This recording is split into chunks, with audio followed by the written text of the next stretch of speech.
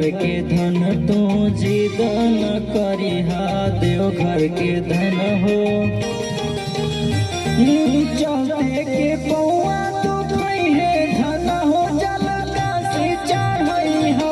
चले के पौआ तू कहे धन हो काशी से कावर उठाई पिया हो जल देवघर चढ़ा।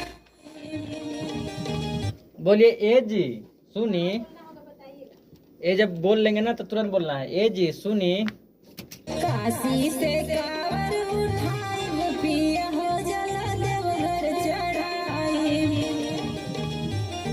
काशी से सही है। कावर उठाई पिया हो जल देवघर चढ़ाई।